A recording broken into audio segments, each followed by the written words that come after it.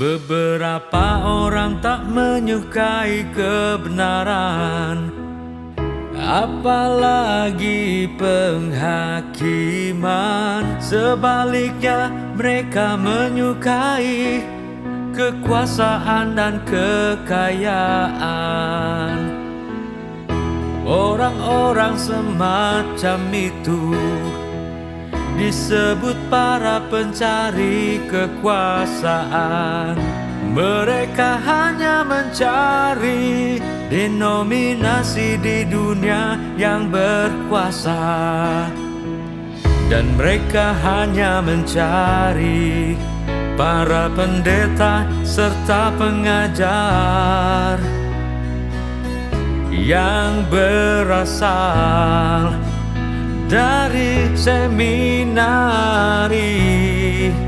Meskipun mereka telah menerima jalan kebenaran,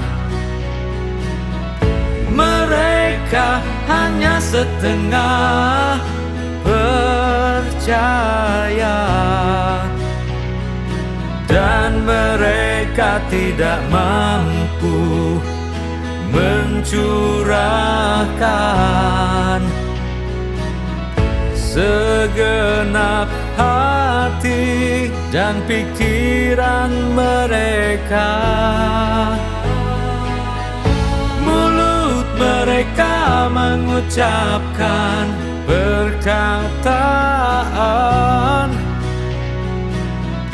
tentang mengorbankan diri mereka untuk Tuhan, tapi mata mereka berfokus pada para pendeta dan pengajar termasyhur, dan mereka memandang Kristus sebelah mata.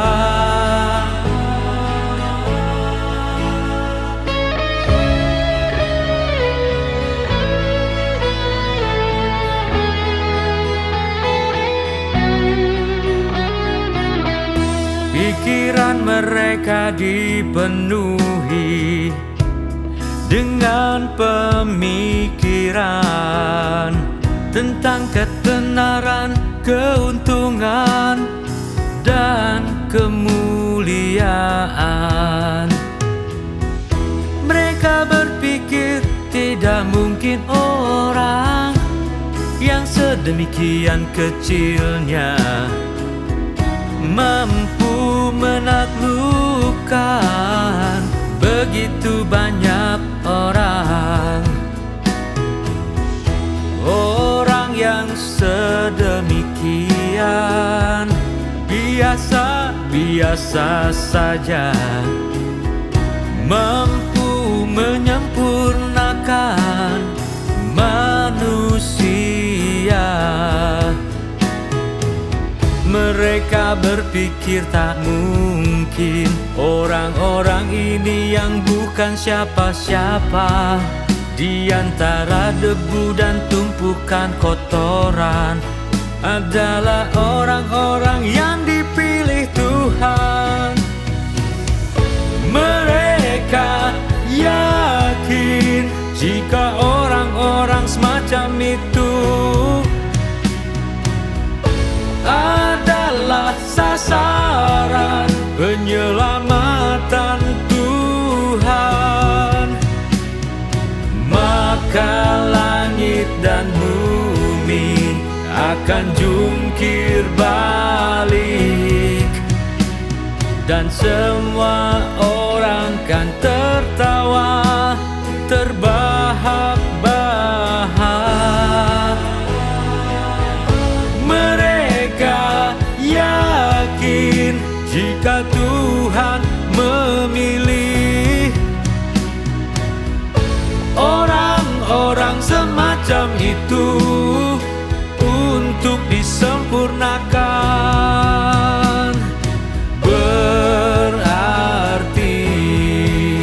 orang-orang hebat itu akan menjadi Tuhan itu sendiri.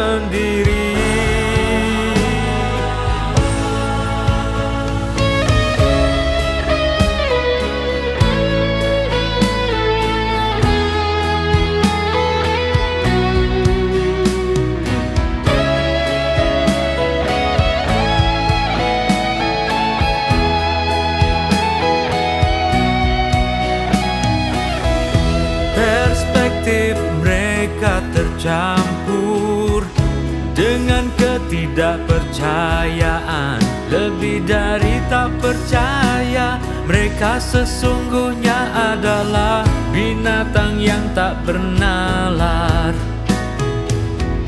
Karena mereka hanya menghargai status, prestise dan kekuasaan. Dan mereka hanya menjunjung tinggi kelompok dan denominasi yang besar. Mereka tidak sedikit pun menghargai orang-orang yang dipimpin oleh Kristus. Mereka benar-benar pengkhianat yang telah berpaling dari Kristus, dari kebenaran dan dari hidup. Tuhan berkata bahwa semua orang yang tidak menghargai kebenaran adalah pengikut yang bukan orang percaya dan para pengkhianat kebenaran. Manusia semacam itu takkan pernah menerima perkenanan Kristus. Manusia semacam itu takkan pernah menerima perkenanan Kristus. Sudahkah engkau sekarang mengetahui seberapa banyak ketidakpercayaan yang ada dalam dirimu, dan seberapa banyak pengkhianatanmu terhadap Kristus.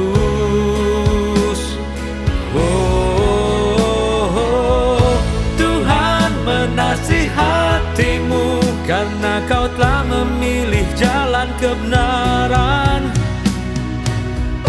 Kau harus mengabdikan dirimu sepenuh hati. Jangan bimbang atau setengah hati.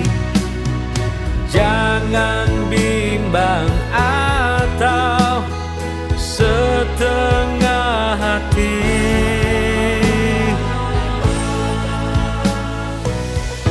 Engkau harus memahami bahwa Tuhan bukan milik dunia dan bukan milik satu orang pun, melainkan milik semua orang yang benar-benar percaya kepadanya. Semua orang yang menyembahnya, semua orang yang sepenuh hati dan setia kepadanya.